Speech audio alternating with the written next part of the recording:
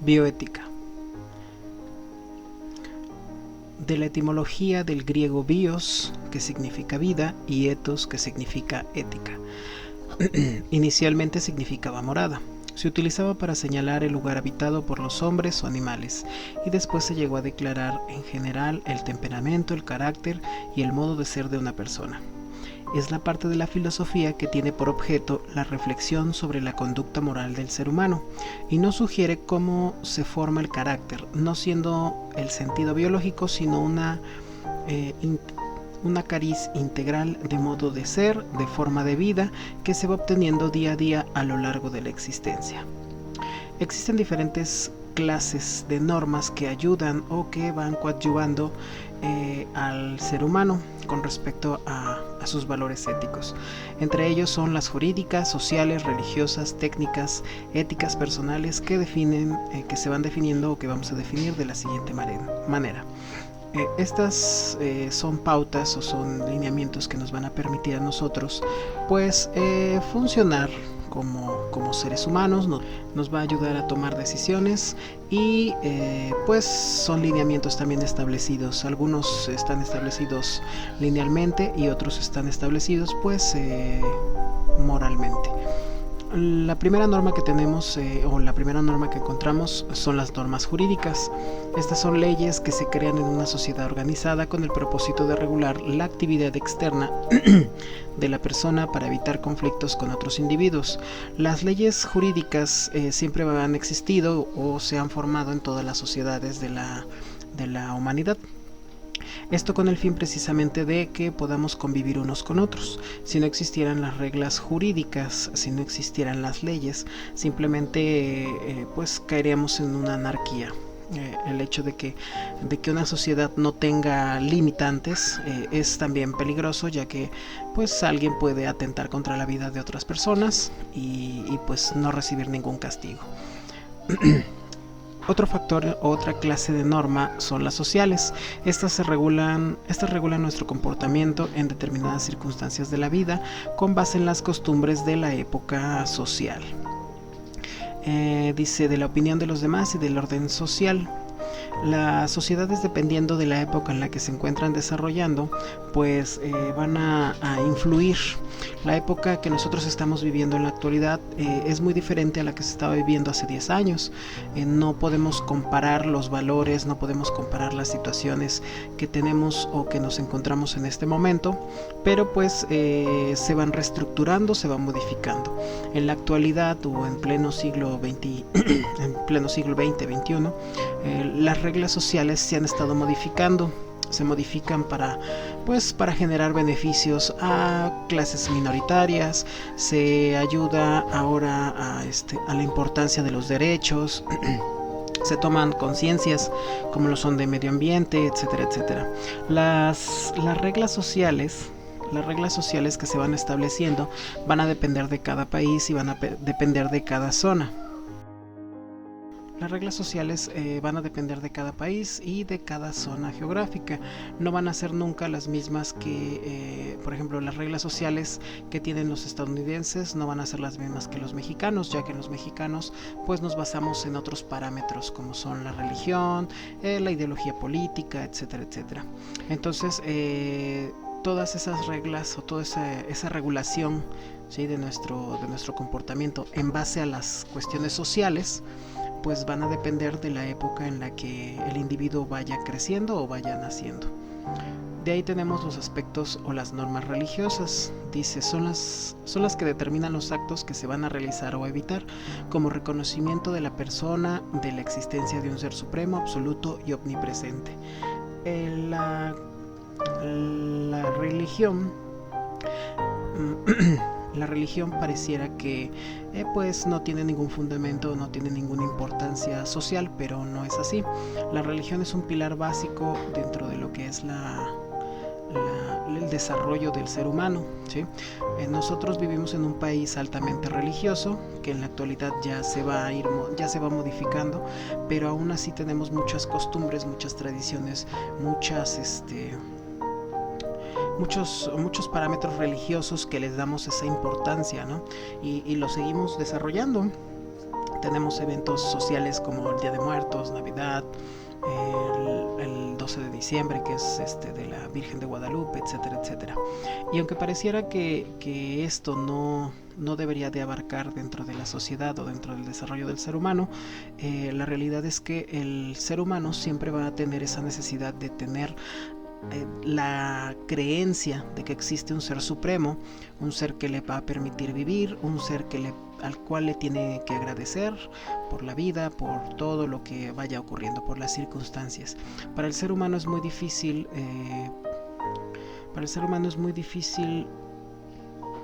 expresar, ¿no? Le da miedo sentir el ser dueño de su propia vida. Entonces siempre va a ser más fácil pues de delegar ese poder hacia otra persona, y de preferencia es hacia alguien supremo, hacia alguien que no se ve. En todas las religiones, o la mayoría de las religiones, siempre va a ocurrir eso.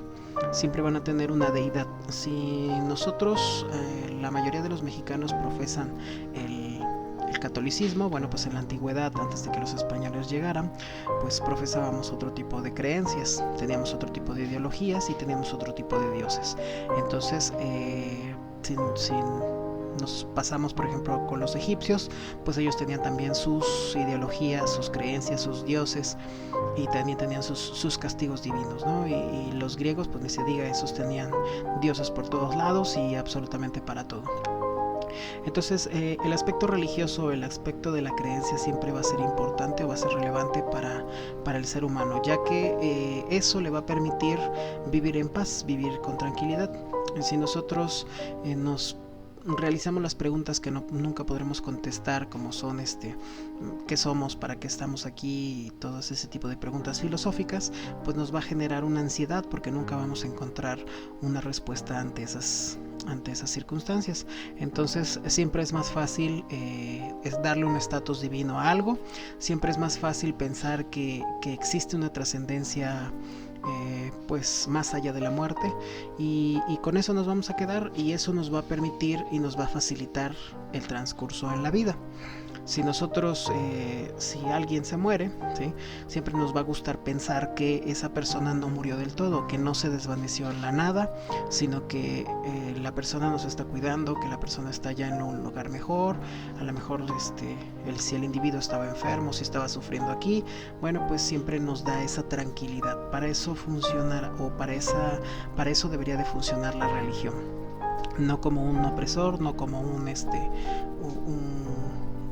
juez o verdugo, sino simplemente para ayudar al humano a entender lo entendible, que para su limitante personal no cabe esta ideología. Bueno, de ahí tenemos las normas técnicas, ¿sí? Nos menciona que son las que dirigen la actividad humana respecto de la habilidad y eficacia de la productividad. Implican valoración de la habilidad y eficacia en su desempeño profesional. ¿Qué nos está diciendo esta norma? Esta norma nos está marcando que nosotros debemos estudiar, debemos prepararnos para ser alguien o para servir y producir. En la actualidad, bueno, gracias ahora a las nuevas tecnologías, pues tenemos trabajos que no requieren una capacitación tan extensa, ¿no? Antiguamente, pues estudiaban, y las personas que ya eran profesionales, pues ya eran personas casi de la tercera edad, ¿no? Personas con 40, 50 años, que era cuando estaban logrando esa meta en su vida. Entonces, en esta norma nos está diciendo que debemos de ser pues eficaces, debemos de ser productivos para la sociedad, para que la sociedad nos acoja, nos acepte, y sobre todo pues nos brinde esa seguridad. Todos desde pequeños nos han metido la idea de que tenemos que estudiar mucho, debemos realizar muchos estudios, debemos de realizar muchos sacrificios para poder obtener un trabajo seguro, un trabajo fijo, algo que nos genere una seguridad o una estabilidad económica, una estabilidad emocional, y que con eso nos quedemos toda nuestra vida. Por eso son muy anhelados los trabajos de gobierno. Por eso son muy anhelados los trabajos en empresas donde pues te puedes jubilar y puedes disfrutar de una vejez tranquila. Todos esos trabajos o todas esas habilidades que que uno debe desarrollar para obtener esos trabajos, bueno, pues van a darle ese valor a las personas, ¿no? En la actualidad, pues les decía yo, ya no es necesario pues tener unas habilidades o una eficacia pues tan alta, ¿no? Ya no es necesario estudiar tantos años para lograr tener un modo de vida pues decente o bien. Personales. Son las que se dirigen son las que dirigen la actividad humana en orden al bien. Suponen y exigen el uso de la libertad del individuo y el ejercicio de su derecho al libre albedrío. Mencionando acerca del libre albedrío, realmente nuestro libre albedrío es muy limitado. No podemos decidir si realmente queremos o no queremos las cosas. Siempre estamos siendo bombardeados por opciones que la misma sociedad nos va dando. Nosotros no podemos decidir algo que no se nos haya establecido ya. Ahí es donde radica esta falacia de lo que es el libre albedrío. Abarcan diferentes estratos del individuo, lo que es la vida, su relación con un ser absoluto y su relación con las demás personas. Para que nosotros podamos considerarnos unas personas buenas o unas personas moralmente buenas, tenemos que cumplir esos requisitos: el no lastimar a los demás, el no el mantener una ideología de creencia, ¿sí? El saber relacionarnos con otras personas, el saber respetar, y todas esas opciones o todas estas ideologías es lo que nos va generando, nos va formando como personas. Hablemos un poco de historia. En 1948, el Código de Nuremberg es establecido. En la antigüedad, durante la Segunda Guerra Mundial, los nazis experimentaban con todos los presos, con todos los judíos que tenían en los campos de concentración.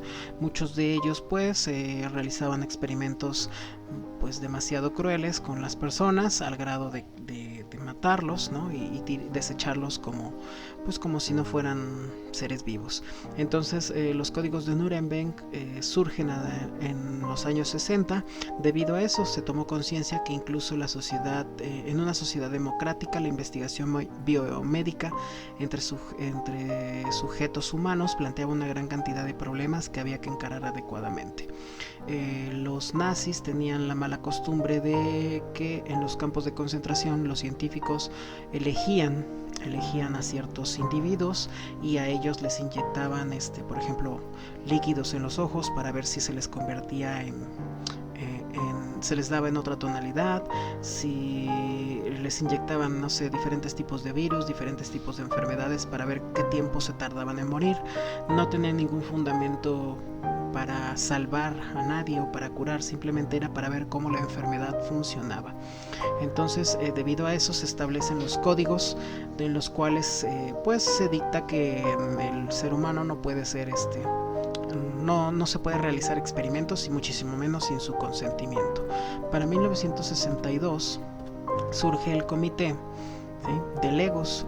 Este grupo de personas que no eran médicos toman decisiones para ver quién tiene el beneficio de utilizar la máquina de hemodiálisis que en ese año, en ese entonces apenas había desarrollado.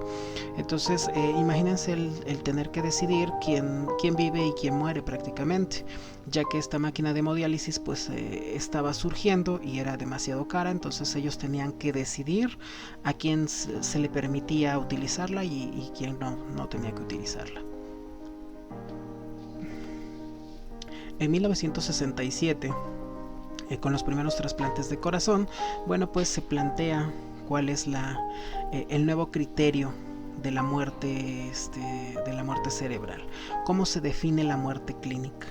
Para nosotros, el hecho de decir muerte clínica es cuando ya un doctor nos dice o le dice a los familiares que estás muerto legalmente, ¿no?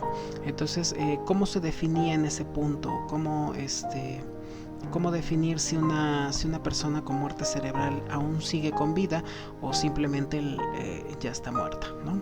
Entonces, eso fue en 1967. En 1971, Potter, viejito, ¿sí?, nos dice o nos menciona que la disciplina que combina el conocimiento biológico con el de los valores humanos. Él nos está hablando de que debemos mezclar las cuestiones médicas, las cuestiones de salud, las cuestiones, todo lo que tiene que ver con estas cuestiones biológicas de conocimiento, tenemos que hablarlo con valores humanos. En 1972, André Hegel, ¿sí?, crea el primer instituto de bioética. ¿Sí? Crea el Instituto Kennedy de Bioética en la Universidad de Georgetown, siendo esta la primera vez que una institución académica recurre al nuevo término. ¿Sí? Ya comenzamos a ver la palabra bioética como tal. ¿Sí? Ya se empieza a utilizar con este significado que ahora en la actualidad tenemos. Para 1972 se destapa el caso Tuskegee. Este estudio era un estudio secreto, entonces en el cual 400 individuos de raza negra habían dejado de ser tratados contra la sífilis, aunque ya existieran en ese entonces tratamientos eficaces, solamente con el objetivo de ver la evolución natural de la medicina de la enfermedad. ¿Qué quiere decir esto? Que 400 personas dejaron de recibir el tratamiento, recibieron tratamientos placebos, en los cuales pues obviamente no se les estaba tratando la sífilis, y ellos solamente querían ver, o las personas que realizaron esto solamente querían ver qué tanto tiempo se tardaba en morir la persona, ¿no? Cómo avanzaba, quién se tardaba más, quién se tardaba menos, a quién se le detonaba más. Y todo esto pues en personas negras. Recordemos que para esos años Estados Unidos tenía muchos problemas de racismo, entonces pues las personas de piel negra o piel morena, como quieran decirle, no percibían o no tenían ningún derecho o muy pocos derechos, entonces pues eran tratados peores que animales, y por lo tanto pues se les hacía muy fácil utilizarlos para este tipo de procedimientos. Para 1972 surge la Carta de los Derechos de los Enfermos. ¿Sí? Nos habla de las necesidades y preferencias de los pacientes y que tenían que ser defendidas con todas las fuerzas, sin importar la situación del paciente, sobre todo ante una poderosa tecnología mirada a veces con suspicacia ante las instituciones. Muchas veces conforme la tecnología iba avanzando en ese entonces y no se tenía un parámetro de cuidado, pues la gente que estaba en los hospitales solía ser los sujetos de prueba para ese tipo de máquinas, pero no siempre funcionaban correctamente. Entonces esta carta de derechos le permite al enfermo pues defenderse prácticamente de algún tipo de mal procedimiento. Para 1975 Karen Anquilan, ¿sí?, entra en un coma irreversible y pues bueno, queda en estado vegetativo. Sus padres piden que por favor se le desconecte el respirador artificial para que se pueda pues morir en paz, y pues era prohibido en ese entonces la eutanasia. Entonces tras una denegación judicial se está buscando la intención del derecho a una muerte digna y en paz. Entonces imagínense nosotros en qué año estamos y aún la eutanasia todavía no está bien reconocida, ¿no? Y ellos desde 1975 comenzaron a tomar en cuenta esta parte del morir bien, ¿no? El morir dignamente, y pues no estar pues prácticamente pegado a una máquina. Warren Reich en 1978 diseñó un estudio sistemático de la conducta humana en el ámbito de las ciencias de la vida y de la salud. Aquí se analizan los valores y los principios morales. Y pues bueno, esto es el punto más relevante con respecto a la historia de la bioética. Hay muchísimos eventos más, pero estos fueron los más destacables en el periodo de desarrollo de esta palabra. Y ya como tarea pues les queda realizar una propia línea del tiempo en físico, ¿sí?, ya sea con plumones, con colores, con todo lo que ustedes quieran, con todo lo que su imaginación les permita, y bueno, que con toda la información que se les está presentando en estas diapositivas. Muchas gracias, nos vemos en la siguiente clase.